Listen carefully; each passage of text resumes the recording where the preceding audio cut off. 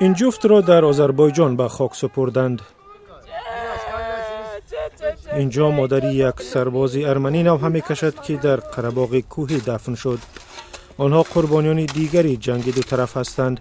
روز 10 اکتبر آذربایجان و ارمنستان سازش آتش بس بستند ولی همدیگر را به رعایت نکردن سازش متهم می‌کنند.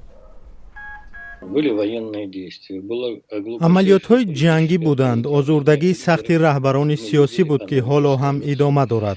بسیج کردن نیروهای نظامی و روانی هم در جامعه ارمنستان و هم آذربایجان بود.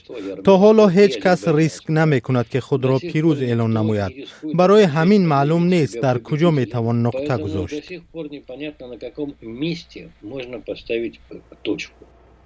سازش آتش بس با میانجیگری روسیه حاصل شد، همان گونه که سال 1990 هنگام جنگ قره‌باغ کوهی دو طرف را به صلح مایل کرد.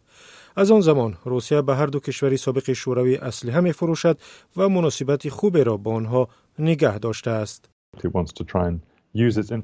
روسیه سعی دارد با استفاده از نفوذش توازنی را بین آنها به وجود آورد، ولی از یک طرف واضحاً آذربایجان می‌خواهد این توازن را به سمت خود تغییر دهد. روسیه حالا می‌بیند که نفوذش به آن حد نیست که فکر می‌کند. با آذربایجان رجب طیب اردوغان پرزیدنت ترکیه هم کمک می‌کند.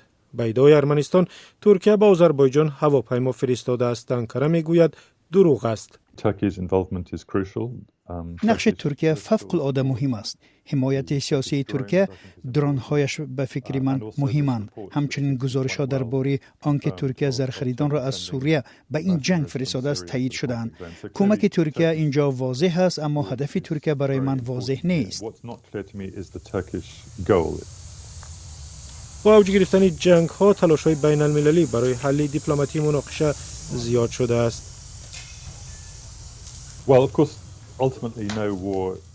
بالاخره هیچ جنگ پیروزی نمی‌آورد. هیچ مناقشه راه حل نظامی ندارد. سرانجام باید صلح شود و اگر آذربایجان با اصطلاح پیروزی به دست آورد هیچ صلح نخواهد بود، چون ارمنستان تسلیم نمی‌شود.